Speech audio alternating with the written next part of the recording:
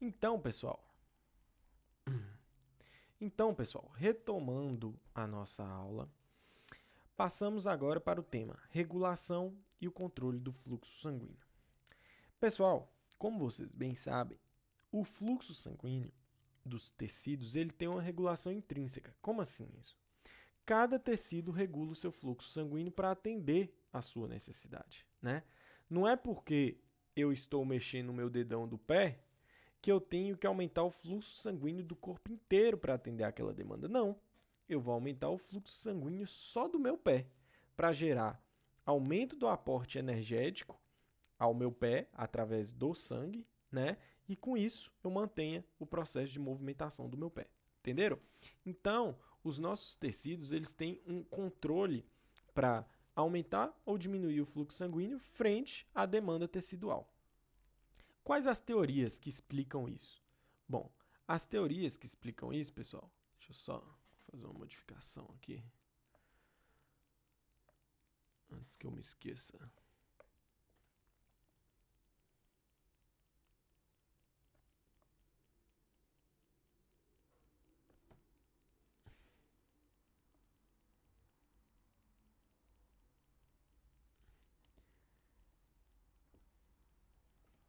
Tinha feito umas marcações, mas vamos lá, dando continuidade então.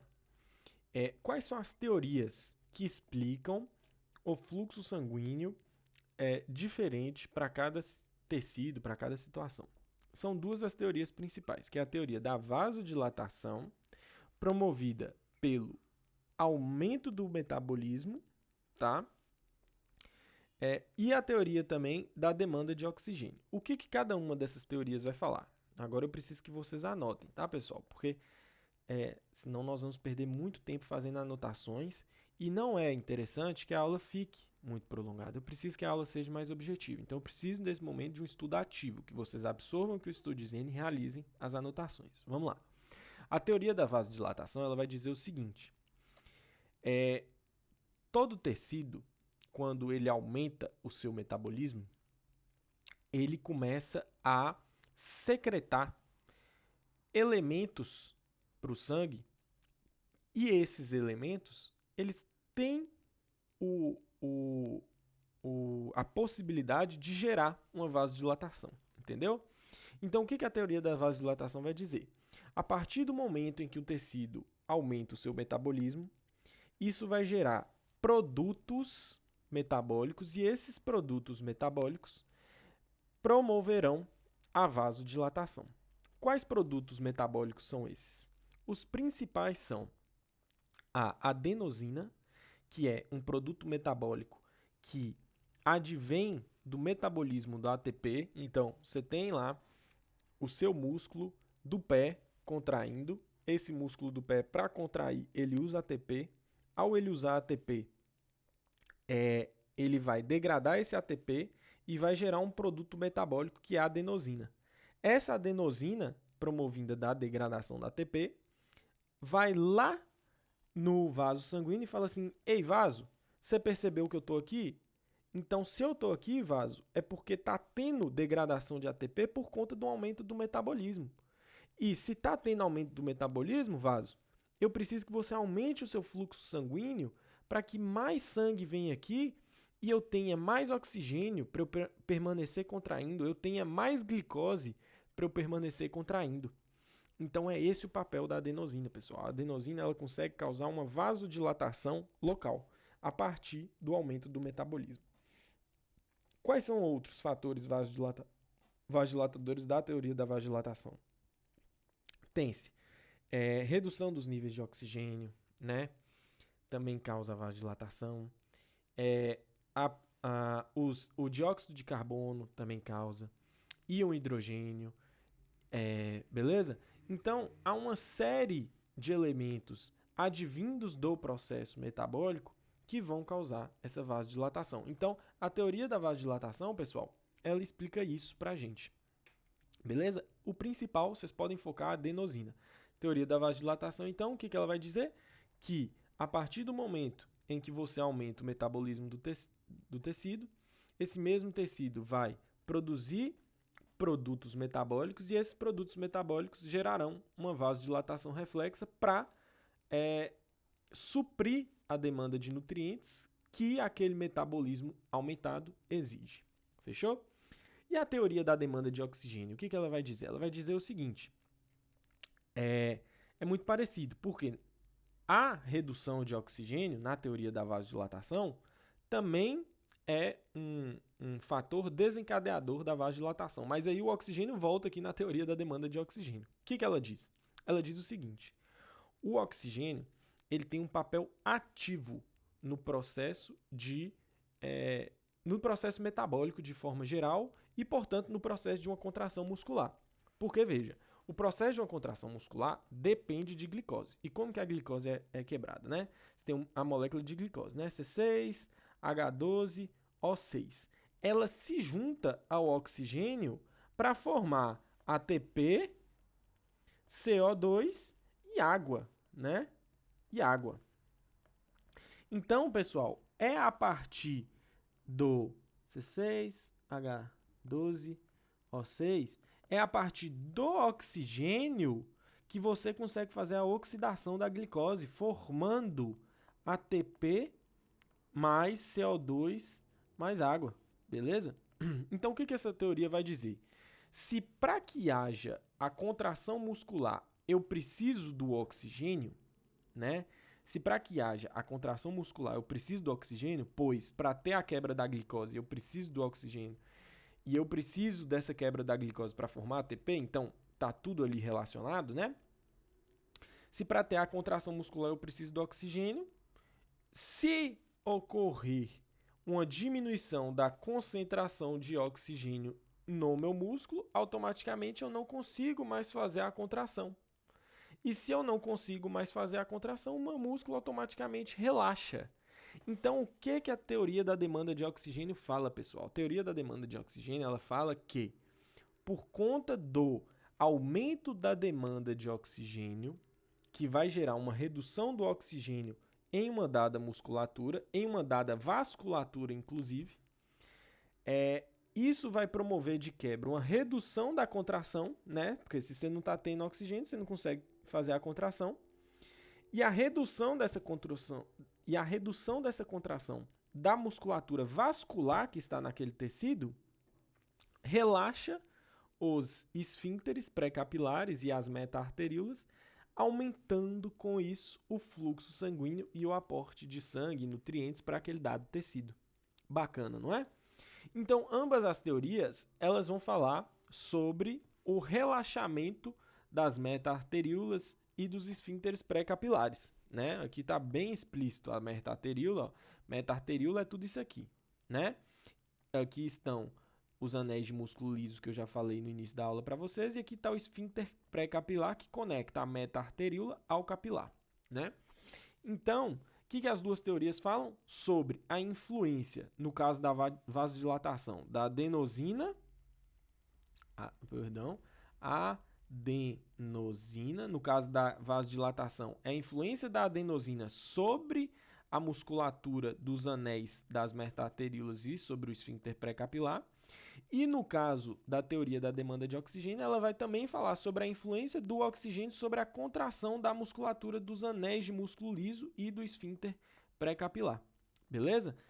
Recapitulando, na vasodilatação, a adenosina provinda do aumento do metabolismo age diretamente sobre a meta-arteríola, gerando, e sobre o esfíncter pré-capilar, gerando o relaxamento desses músculos. E no caso da teoria da demanda de oxigênio, é a falta de oxigênio que vai fazer o relaxamento dos discos de músculo liso da meta-arteríola, bem como do esfíncter pré-capilar, né? Então, é a falta de oxigênio que vai estar promovendo o relaxamento desses músculos, já que sem oxigênio, esse músculo não consegue contrair. Se ele não contrai, ele relaxa. Ele relaxando, ocorre o aumento do fluxo sanguíneo, já que são esses músculos que controlam o fluxo sanguíneo, né? Se ele é mais intenso ou não. Eles relaxando, esse fluxo se torna mais intenso. E o fluxo se tornando mais intenso, você vai ter o aporte necessário para para aquele tecido, né? Para repor o oxigênio, na teoria da demanda de oxigênio, e para dar os nutrientes necessários para o aumento do metabolismo, na teoria da vasodilatação. Beleza? Então, juntando as duas teorias, a gente pode vir aqui, ó. O que vai ocorrer? A redução no aporte de oxigênio ou o aumento do metabolismo tecidual, ambos vão gerar a redução do oxigênio tecidual. Essa redução do oxigênio tecidual vai gerar o relaxamento de arteríolas e esfíncteres pré-capilares. Esse relaxamento de arteríolas e esfíncteres pré-capilares vai gerar o aumento do fluxo sanguíneo para aquele tecido, né? O aumento do fluxo sanguíneo que passa através das arteríolas e dos esfíncteres pré-capilares daquele tecido que está havendo a baixa de oxigênio ou que está havendo o aumento do metabolismo e, consequentemente, o aumento do fluxo sanguíneo vai repor a falta de oxigênio que está tendo nesse tecido, gerando a elevação dos níveis de oxigênio para que esse tecido continue ou mantendo a sua atividade metabólica, como por exemplo durante um exercício físico, né? Ou então que ele simplesmente reponha a baixa de oxigênio que está ocorrendo por conta de algum motivo, né? Prendeu muito a circulação numa dada região, por exemplo, né? Vai acabar diminuindo o oxigênio ali, você precisa repor. Então, são vários os motivos que podem causar isso. Fechou? Nesse contexto, pessoal, há dois fenômenos que podem ocorrer no corpo do indivíduo, que é chamado de hiperemia reativa e hiperemia ativa. O que é cada um desses fenômenos? A hiperemia reativa, ela vai nos dizer o seguinte, que na medida em que um tecido ele fica sem aporte sanguíneo, o tecido meio que memoriza o tempo que esse tecido ficou sem aporte sanguíneo para que, no momento em que ele voltar a ter aporte sanguíneo, o fluxo sanguíneo aumente de tal forma para ser bem mais intenso do que era antes, né?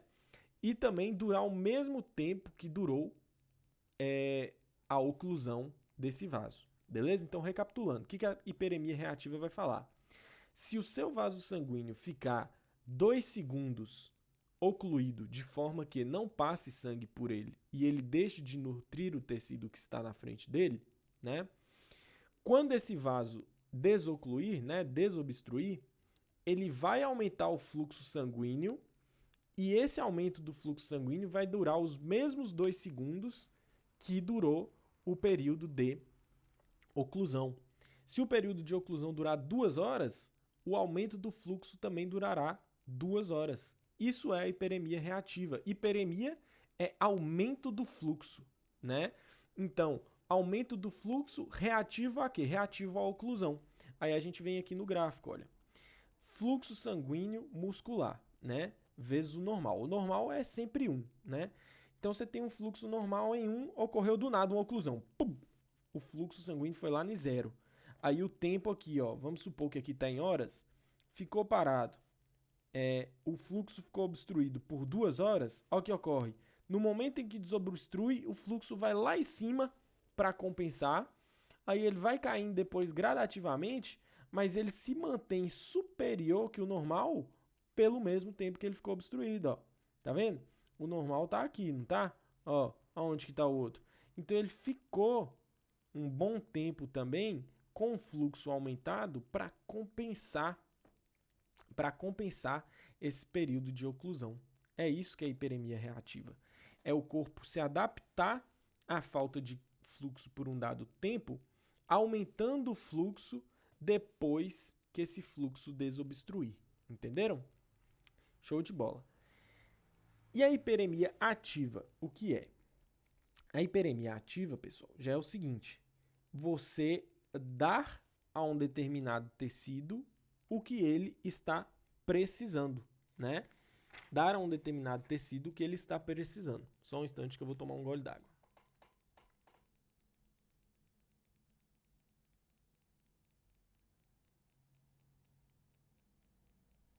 Beleza? Então, nada mais é do que dizer o seguinte: o aumento do metabolismo tecidual vai fazer com que o fluxo sanguíneo para aquele tecido aumente.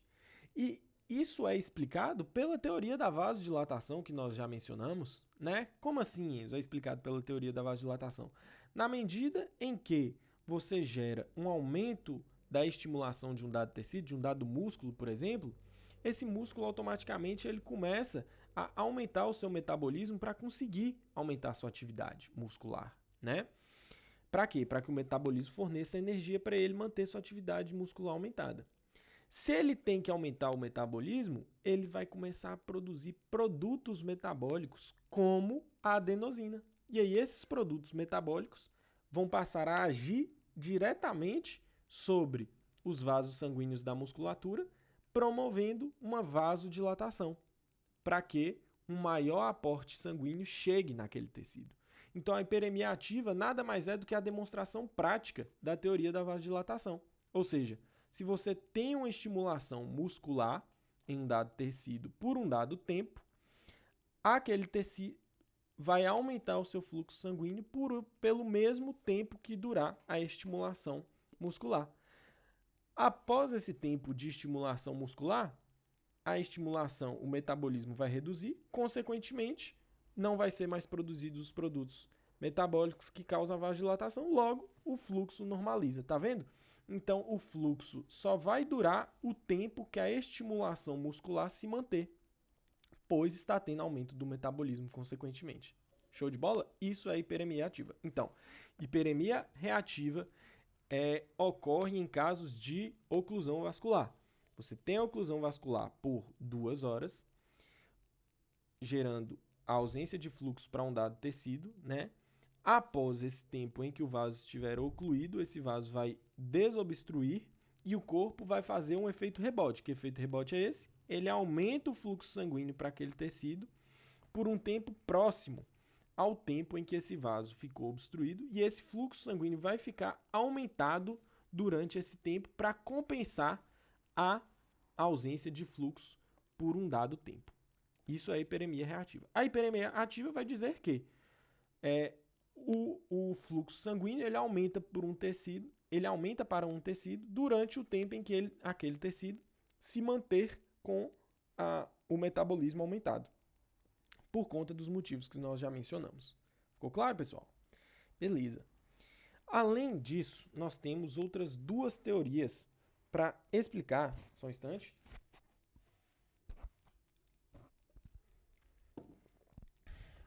Duas teorias para explicar a autorregulação do fluxo sanguíneo durante a pressão arterial. Lembra que eu falei para vocês? Isso aqui a gente já até mostrou em outra aula acontecendo, né? Que eu falei para vocês que caso ocorra o aumento da pressão arterial em um vaso sanguíneo, esse aumento entre 50 e 175 é controlado pelo próprio vaso sanguíneo para manter o fluxo sanguíneo normal ao longo daquele vaso, e quando ultrapassa o valor de 175, aí sim o fluxo começa a aumentar, pois o vaso não consegue mais suportar o aumento dessa pressão. É justamente o que a gente vai explicar aqui agora, né? O vaso, ele tem a capacidade de regular o fluxo sanguíneo dele, mesmo que haja uma alteração da pressão no interior daquele vaso. Quais são as 2 teorias que explicam isso? É a teoria metabólica, uma delas, e a teoria miogênica é outra delas, beleza? O que cada uma dessas teorias vai falar? Vai falar o seguinte, pessoal, que o aumento do metabolismo nada mais é do que a teoria da vasodilatação que a gente falou, porém vai ocorrer um efeito rebote aqui, beleza? Ela é uma modificação da teoria da vasodilatação, melhor dizendo, né? Como assim isso? É o seguinte, na medida em que a pressão arterial ela gera, consequentemente, um aumento do fluxo sanguíneo para o tecido, porque lembra, fluxo ele é igual à diferença de pressão sobre a resistência. Se você está tendo um aumento da diferença de pressão, é esperado que ocorra um aumento do fluxo sanguíneo. Então, em um primeiro instante, você tem sim esse aumento do fluxo sanguíneo a partir do aumento da pressão. Beleza. Como o fluxo sanguíneo aumentou, vai começar a ocorrer naquele tecido tanto a limpeza das substâncias vasodilatadoras que poderiam estar ali e, ao mesmo tempo, vai ocorrer como assim? Vai começar a ocorrer, é isso mesmo, vai começar a ocorrer a limpeza dos fatores vasodilatadores, que eu estava confundindo já com a teoria miogênica, que eu ia falar que ia começar a ocorrer uma contração da musculatura, mas voltando então na explicação, é o seguinte, a teoria metabólica vai dizer que se houve um aumento da pressão, é esperado que ocorra um aumento do fluxo. Isso vai ocorrer em um primeiro momento, tudo bem. Como ocorreu o aumento do fluxo, naquele dado tecido, naquele dado vaso, melhor dizendo, vai começar a limpar os fatores vasodilatadores que poderiam estar ali. E com isso, se você está reduzindo os fatores vasodilatadores que estavam ali, vai começar a ocorrer uma vasoconstrição. Pois, se são os fatores vasodilatadores que causam a vasodilatação, quando você tem a retirada desses fatores daquele determinado vaso, aquele vaso começa a contrair a sua musculatura. Entenderam? Então é assim que funciona a teoria metabólica. A teoria metabólica explica como o vaso sanguíneo regula para manter o fluxo estável, mesmo com alterações de pressão. Vocês entenderam? O fluxo vai se manter estável porque, mesmo que num primeiro momento vá ocorrer o aumento do fluxo por conta do aumento da pressão, após certo tempo, ao ser limpados os fatores vasodilatadores por conta do aumento do fluxo, esse vaso vai começar a apresentar uma vasoconstrição, e se ele apresenta uma vasoconstrição, o que acontece? Fluxo é igual a ΔP sobre R. Se aumenta a vasoconstrição, você aumenta a resistência e reduz, consequentemente, o seu fluxo, tornando, então, esses fatores, aumento da diferença de pressão e aumento da resistência. O que acontece com o fluxo? Não muda, permanece constante, porque esses dois fatores vão se balancear, certo? E a teoria miogênica, o que ela vai dizer para nós? A teoria miogênica ela vai dizer o seguinte: sempre que houver o aumento de pressão em um dado vaso, vai ocorrer num primeiro momento o aumento do fluxo. Vocês não concordam? Porque fluxo é igual a ΔP sobre R. Então, aumentou a pressão no vaso, automaticamente ocorre num primeiro instante um aumento do fluxo. Esse aumento do fluxo vai gerar a distensão das paredes vasculares, né? E essa distensão da parede vascular acaba gerando o efeito rebote de contração dessa musculatura. Os motivos para isso é que o seguinte, quando a musculatura do vaso sanguíneo ela é distendida, o Guyton traz que isso gera a abertura, principalmente de canais de cálcio. E aí, com a abertura dos canais de cálcio, o cálcio vai entrar para o interior da fibra muscular e nós sabemos o que o cálcio faz dentro da fibra muscular. Ele ativa o processo contráctil, né? Então, a distensão da musculatura lisa vascular abre canais de cálcio que favorecem a entrada de cálcio para o interior da célula muscular lisa vascular, né? Gerando a contração reflexa. Então, a distensão ela serve como se fosse um potencial de ação, né? Porque a distensão da parede lisa vascular promove a abertura de canais de cálcio, assim como a despolarização ocorre a partir do potencial de ação, entendeu? Então, a distensão serve como potencial de ação nesse caso, beleza? E é isso que a teoria miogênica vai falar. Então, a partir do momento que você tem essa contração da musculatura lisa vascular, olha aqui que ocorre. Fluxo é igual a ΔP sobre R. Se você tem a contração da musculatura lisa vascular, o que aumenta? A resistência. Então, mesmo que você esteja tendo aumento da pressão, o fluxo se mantém, né? Ele se mantém constante. Porque a força aqui vai balancear. A pressão está aumentando, mas a resistência também aumenta graças à contração da musculatura. E isso se balanceia com isso, gerando a manutenção do fluxo. Então, são essas duas teorias que explicam o porquê que o fluxo se mantém constante, mesmo com o aumento da pressão arterial. Mas relembro a vocês que friso a vocês que isso ocorre até certo momento. Depois da pressão ali de 175 milímetros de mercúrio, 200, né? Esse mecanismo ele não consegue mais balancear tão bem assim o fluxo sanguíneo e a partir desse momento o fluxo aumenta bastante com o aumento da pressão. Fechou, galera? Então entenderam bem? Teoria metabólica está relacionada com a lavagem dos vasodilatadores, logo começa a ocorrer contração da musculatura lisa, aumentando a resistência, mantendo o fluxo.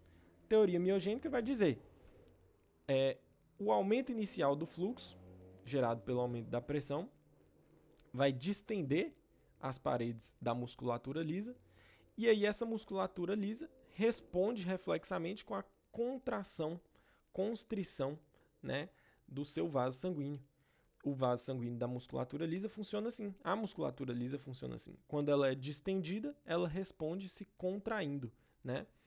Essa contração da musculatura lisa gera uma constrição vascular. A constrição vascular aumenta a resistência vascular. Aumentando a resistência, você também mantém o fluxo sanguíneo constante, já que o aumento da pressão vai equilibrar com o aumento da resistência gerado por conta do aumento da pressão, mantendo o fluxo sanguíneo constante em ambos os casos. Fechou, pessoal? Deu para compreender bem essas duas teorias? Show de bola, então. Vamos passar agora para a próxima imagem. Aqui eu trouxe para vocês o controle de circulações especiais, porque cada circulação a gente vai ter um controle, né? Mas isso aqui também não precisa ficar, meu Deus, eu preciso decorar cada um desses mecanismos, não sei o quê. Não é isso que eu espero de vocês, não. É porque é o seguinte, por exemplo, nos rins, né, que eu trouxe aqui para vocês, sabe-se que há um controle especial do fluxo sanguíneo lá, baseado na taxa de filtração glomerular. Como assim? Se o rim percebe que está ocorrendo muita filtração, automaticamente ele gera um feedback que vai gerar uma contração, uma constrição da arteríola aferente para reduzir a taxa de filtração glomerular. Então, é um mecanismo de controle especial que ocorre no rim. O rim percebe que está filtrando demais, logo ele automaticamente vai gerar um feedback para a arteríola aferente, a arteríola que chega no glomérulo, que é a região do rim responsável pela filtração. E isso faz com que essa arteríola aferente contraia o seu esfíncter para diminuir a quantidade de sangue que está chegando no rim, que está chegando no glomérulo, e, consequentemente, reduzir a filtração. Entenderam? O cérebro, por exemplo.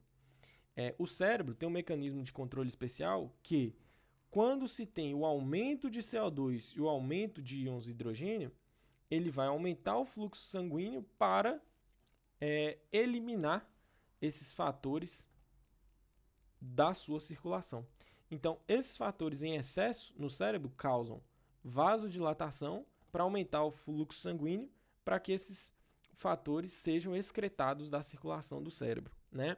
Na pele, o calor, né, vai ser muito importante, porque o calor vai causar uma vasodilatação a fim de gerar a produção de suor na pele, né? E esse suor resfria a pele. Então, o fator vasoativo no caso da pele é o calor. O calor gera vasodilatação que gera suor. Então, cada tecido tem o seu mecanismo principal, beleza? Esses três eu acredito que são os mais importantes, né? Mas nós temos esses outros também, como no pulmonar. A hipóxia gera uma contração dos vasos pulmonares, né? O músculo esquelético, o lactato, o potássio e a adenosina geram vasodilatação, pois esses são metabólitos produzidos com o aumento do metabolismo. Então, o aumento do metabolismo gera um aumento desses metabólitos e isso vai gerar vasodilatação para aumentar o fluxo sanguíneo, né? Então, cada lugar tem o seu mecanismo especial de aumento do fluxo sanguíneo. E, por fim, o coração. A hipóxia gera aumento do fluxo sanguíneo para o coração, bem como o aumento da concentração de adenosina, que é promovida por conta do aumento do metabolismo do coração, né? Também vai gerar a vasodilatação coronariana para nutrir mais esse coração através do aumento do fluxo sanguíneo. Fechou, galera? Há um outro fator também, pessoal, chamado de controle do fluxo sanguíneo tecidual pelos fatores de relaxamento e constrição derivados do endotélio. Essa imagem aqui ela é muito bacana, pessoal. Vocês vão achar ela no Guyton, tá? O que o Guyton fala para nós? Que há dois fatores produzidos pelo próprio endotélio vascular que ora causam vasodilatação, que é o caso do óxido nítrico, e ora causam a vasoconstrição, que é o caso da endotelina. Beleza? Como que ocorre essa vasodilatação promovida pelo óxido nítrico? Bom, o óxido nítrico ele vai ser produzido a partir da ativação da enzima óxido nítrico sintase. Tá aqui, ó. Como que o óxido nítrico é produzido? A partir da união de oxigênio com a arginina. Aí, essa óxido nítrico sintase forma o óxido nítrico, né? Mais citrulina que é descartada. Beleza. Esse óxido nítrico, pessoal, ele vai até a célula do músculo liso vascular e ativa a enzima guanilato ciclase. Ao ativar a enzima guanilato ciclase converte GTP em GMP cíclico. O GMP cíclico, ele ativa uma outra proteína que chama PKG, certo? E essa proteína PKG ativa causa relaxamento da musculatura vascular. Bacana, né? Há uma outra molécula aqui chamada de PDE5, né? O que esse PDE5 faz? Aqui, ó, nós temos o chamado PDE5. O que esse PDE5 faz? Ele converte o GMP cíclico em um metabólito irrisório aqui. Para quê que esse PDE5 faz isso? Para evitar que você tenha o relaxamento da sua musculatura. Então, o PDE5 ele inibe o PDE5, que é uma enzima, inibe o relaxamento da musculatura lisa vascular. Então, quando você quer ter o relaxamento da musculatura lisa vascular, para aumentar o fluxo sanguíneo, você tem que inibir o PDE5. Qual é um fármaco que é utilizado para isso? É o famoso, pessoal, sildenafil, que deu origem ao tadalafil, né? A tadalafila. Então, o sildenafil ele nada mais é do que um inibidor desse PDE5. Ele age impedindo que o PDE5 converta o GMP cíclico em um metabólito irrisório, né? E ao fazer isso, o sildenafil inibindo o PDE5, ele permite que mais GMP cíclico se mantenha ativo, né? Formando mais PKG, e essa PKG, por sua vez, faz o relaxamento da musculatura lisa vascular, aumentando o fluxo sanguíneo para onde? Para o pênis. Então, o objetivo é bloquear o PDE5 para ter mais GMP cíclico, para ter mais PKG, para ter o relaxamento da musculatura lisa vascular, para ter com isso o aumento do fluxo sanguíneo para o pênis, e é o aumento do fluxo sanguíneo para o pênis que faz o processo de ereção. Vocês entenderam?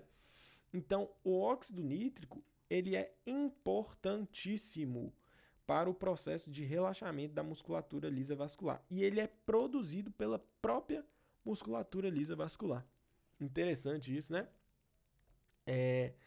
E aí, pessoal, há outro também produto do próprio endotélio vascular, que é a endotelina. A endotelina ela é um potente vasoconstritor.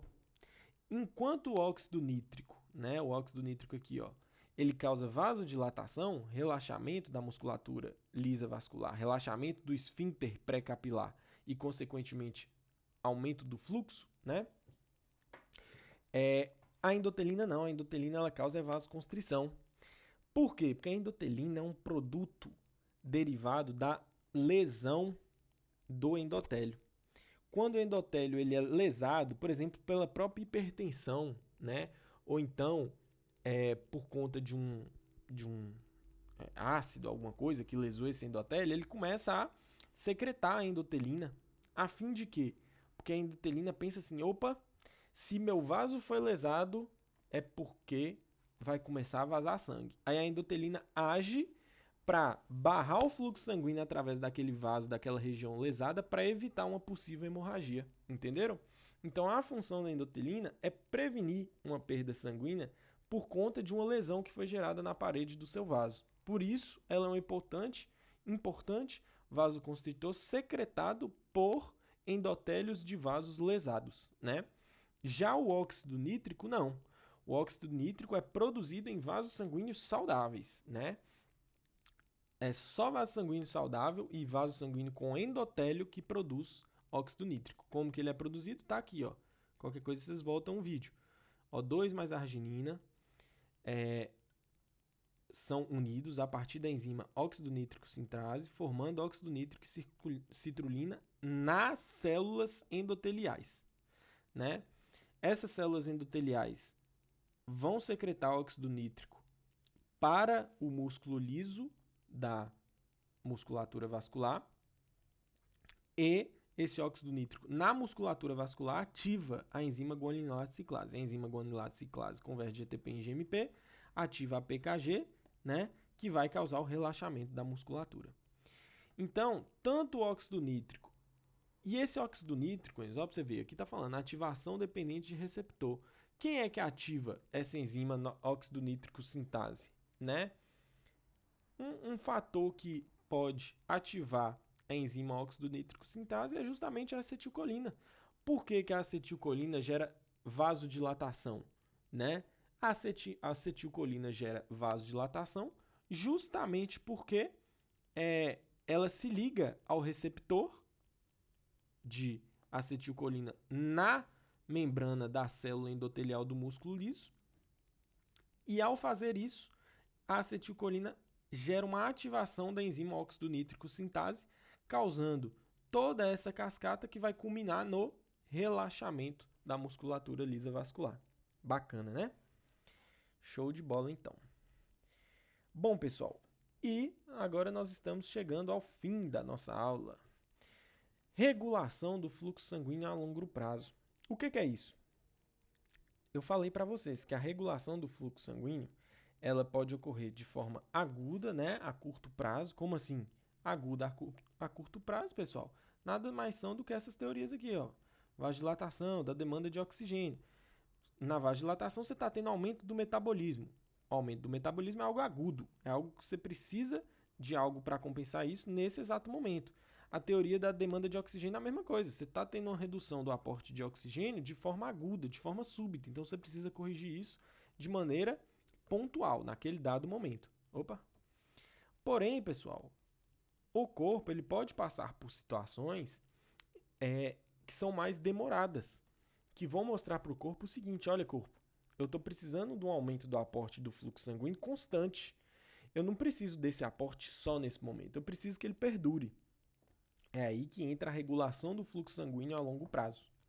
Essa regulação a longo prazo, pessoal, nada mais é do que a formação de novos vasos sanguíneos para que esses novos vasos nutram o tecido que está se mantendo sempre estimulado de maneira adequada. Qual é um exemplo disso? Por exemplo, um atleta que treina hipertrofia. Esse atleta, todo dia ele está mostrando para o músculo dele, todo dia ele está gerando um aumento do metabolismo dele, mostrando para o corpo que todo dia ele vai precisar de um aumento do fluxo sanguíneo naquele dado músculo. O que o corpo faz então? Já que todo dia eu estou tendo que gerar um controle local nesse músculo, eu vou fazer melhor. Eu vou gerar um aumento definitivo do fluxo sanguíneo nesse músculo para que, sempre que ele precisar, o fluxo supra a necessidade sem eu precisar fazer todo um mecanismo metabólico para gerar aquela vasodilatação. É aí que entra a regulação a longo prazo. Por meio de quê? Por meio da produção de novos vasos sanguíneos. Então, esse músculo que está sendo estimulado todos os dias, ele vai gradativamente aumentando a quantidade de vasos sanguíneos. Esse processo é chamado de angiogênese, né? Angiogênese. E isso aqui eu vou até anotar para vocês, ó. Angiogênese, né? Angiogênese e aumento e diminuição dos Aumento dos vasos sanguíneos é chamado de angiogênese. Beleza. E aí, essa angiogênese que vai ocorrer nesse músculo vai fornecer fluxo sanguíneo adicional sempre que o músculo precisar. Mas você me fala, ô Enzo, mas não é o dia inteiro que esse cara vai estar fazendo musculação. E no resto do dia, não vai estar ocorrendo desperdício de fluxo sanguíneo para esse músculo? Para isso, galera, o corpo foi muito esperto, porque esses novos vasos sanguíneos, eles têm um calibre menor. Então, no momento em que ocorre a necessidade, isto é, no momento do exercício, a pressão que vai ocorrer no interior desses vasos sanguíneos dilata eles, permitindo fluxo sanguíneo adicional. Entretanto, no momento de repouso, que esse músculo não se manter ativo, esses vasos sanguíneos formados, esses neovasos sanguíneos, eles, por terem seu lumen reduzido, seu diâmetro reduzido, eles acabam meio que ficando colabados, né? Eles acabam meio que ficando fechados mesmo. Seu lumen acaba ficando fechado. Com isso, não vai ficar passando sangue para aquele tecido por esses novos vasos. No momento de repouso, só passa sangue para aquele dado tecido pelo vaso principal. Esses novos vasos, eles são utilizados apenas no momento da necessidade. Entenderam? Em quais outras situações que ocorre angiogênese? Para alguém que vai morar em altas altitudes, né, no qual a presença de oxigênio é menor, a concentração de oxigênio atmosférico é menor, então o corpo aumenta a quantidade de vasos sanguíneos. Para quê? Para que o oxigênio que entre seja melhor aproveitado pelas células teciduais. Entenderam? Já que a pressão de oxigênio é menor, eu preciso de mais vasos sanguíneos para que esse oxigênio seja melhor distribuído para os tecidos, né? Qual outra situação que ocorre isso? Ocorre, por exemplo, no caso de um bebê. Alguns bebês são colocados em incubadoras com aporte de oxigênio e esse aporte de oxigênio elevado, maior muitas vezes que até o oxigênio atmosférico, faz com que ocorra um hipodesenvolvimento dos vasos sanguíneos. Aí, quando esse bebê, principalmente os vasos sanguíneos da córnea, tá? E aí, quando esse bebê é tirado da incubadora com aporte de oxigênio elevado para o ar atmosférico, a concentração de oxigênio no ar atmosférico vai ser tão menor do que em relação à incubadora, que vai começar a ocorrer uma produção exacerbada de vasos sanguíneos no corpo desse bebê. E um dos lugares que isso ocorre no corpo do bebê é justamente no olho. E aí esses vasos sanguíneos começam a se proliferar de maneira exorbitante no olho desse bebê, o que pode culminar na cegueira desse bebê. Fenômeno gerado por conta de uma regulação a longo prazo do fluxo sanguíneo através da angiogênese. Bacana? Bem como, pessoal, se você tem uma angiogênese por conta de um uso do seu tecido maior, né, um aumento metabólico constante do seu tecido, você pode ter também a degradação do seu vaso sanguíneo depois que você parar de malhar. Então, tipo assim, fiquei 1 ano malhando direto. Vai ter angiogênese, vai ter o aumento de vaso sanguíneo. Aí depois você ficou 2 anos sem malhar, esses vasos sanguíneos que foram formados começam a ser degradados, certo? Pelo próprio corpo, porque o corpo entende, não está precisando de mais vaso sanguíneo aí, né? Então eu não vou manter uma quantidade maior de vaso sanguíneo do que você precisa. Beleza? Show de bola. Essa imagem que eu trouxe aqui, pessoal, é um exemplo prático da angiogênese que ocorreu na musculatura de ratos. O que fizeram com esses ratos? Eles geraram um estímulo diário na musculatura, se eu não me engano, foi na musculatura da coxa do ratinho. Aí ficou gerando um estímulo elétrico para essa musculatura se contrair várias vezes durante 30 dias, né? Após os 30 dias, eles fizeram uma análise histológica do tecido muscular do ratinho, e aí, cada pontinho branco desse aqui é um vaso sanguíneo, tá? Aí vocês observem que nessa imagem você tem um pouco de pontinhos brancos só, que são os vasos sanguíneos. Olha o tanto de pontinho branco que você tem nessa imagem aqui. Muito mais do que 10 vezes mais, né? Esses pontinhos brancos é justamente o processo de angiogênese que ocorreu na musculatura da perna desse ratinho após 30 dias de aumento da atividade da musculatura do ratinho. Bacana, né? Show de bola. E aí, para finalizar a nossa aula, galera, eu trouxe aqui para vocês um controle humoral da circulação, né? Controle humoral seria os humores. O que são os humores? São os líquidos corporais, né? E aí, quais substâncias que podem perpassar através dos líquidos corporais para gerar um controle da circulação, né? Essas substâncias podem ser vasoconstritoras ou vasodilatadoras. As principais substâncias que passam pela circulação e acabam gerando a vasoconstrição são a norepinefrina, que nós já mencionamos, né? É um importante fator vasoconstritor. A epinefrina, né? Também, já que faz parte do sistema nervoso simpático. A angiotensina 2, pessoal, isso aqui é uma substância liberada no sistema renina-angiotensina. Eu coloquei aqui errado, tá? Angiotensina, não, é angiotensina, tá? Angiotensina. Sistema renina-angiotensina aldosterona, que faz parte do sistema renal. A gente vai abordar essa questão dentro do sistema renal bem detalhado, mas eu só quero que vocês guardem aqui que a angiotensina 2 ela é um importante fator vasoconstritor. Está relacionada às arteríolas que eu falei, arteríola aferente, arteríola eferente, né?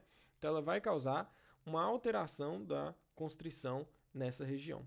E a vasopressina é um outro importante vasoconstritor que acaba não exercendo o seu papel vasoconstritor da maneira que ela poderia exercer, já que ela não está tão presente na circulação, né, nos humores. O principal efeito da vasopressina é causando a reabsorção de água no túbulo proximal do sistema renal. Isso aqui a gente também vai aprofundar no momento da aula de renal, tá? E os agentes vasodilatadores? Nós temos como os principais a bradicinina, tá? Que é um importante agente vasodilatador. Há todo um mecanismo por trás da ação da bradicinina, mas no final ela sempre culmina na vasodilatação. E a histamina, né? Que é uma substância produzida pelos mastócitos. Os mastócitos são células de defesa que estão presentes no nosso tecido e ao eles serem ativados, eles liberam histamina justamente para promover a vasodilatação tecidual, aumentando o aporte de sangue que chega naquele dado tecido, né? Para aumentar as células de defesa naquele tecido. Já que, se o mastócito é uma célula de defesa, ele quer que mais células de defesa se ele é uma célula de defesa e ele foi ativado, significa que tem alguma coisa que ele precisa combater, né? E se ele está precisando combater alguma coisa, ele precisa que mais células de defesa, mais células de reparação tecidual cheguem ali. E isso só ocorre através do aumento do fluxo sanguíneo. Então, os mastócitos são os principais liberadores de histamina. Em que casos que isso ocorre, por exemplo? Isso ocorre em um caso de alergia, que você cursa com o quê? Com congestão da face. Por quê? Porque o mastócito, na região do nariz, por exemplo, aumentou a vascularização do seu nariz, o que vai promover o aumento do fluxo sanguíneo, consequentemente, o aumento da produção de catarro, né, pelas células da região do nariz, e esse aumento de catarro gera a congestão nasal, entendeu? Em que outro caso que isso ocorre? Em um caso de inflamação, né?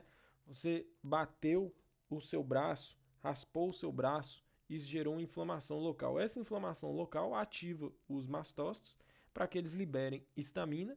Essa histamina aumente a dilatação do vaso para que aumente o fluxo sanguíneo para aquele tecido e a vinda dessas substâncias, tanto células de defesa, bem como agentes formadores de tecido, né, agentes cicatrizadores, cheguem ali para ocorrer a matança das bactérias que podem ter entrado naquele corte, naquele raspado, e também chegue às células de cicatrização, às células de crescimento tecidual, né, como as próprias plaquetas, os fibroblastos, cheguem naquela lesão e regenerem o seu tecido. Então essa é a função da histamina. Vasodilatação para reparação e combate no tecido. Show de bola, galera? Então isso aqui foi um breve resumo desses agentes vasoconstritores. Esses dois nós já falamos bem, esses dois nós vamos falar bastante ainda, e esses dois eu procurei dar uma passada bacana neles para vocês pegarem uma noção, tá bom? Pessoal, essa aula nossa, eu fico por aqui, nessa aula nossa. Espero que tenha sido uma aula muito proveitosa para vocês, tá? Eu procurei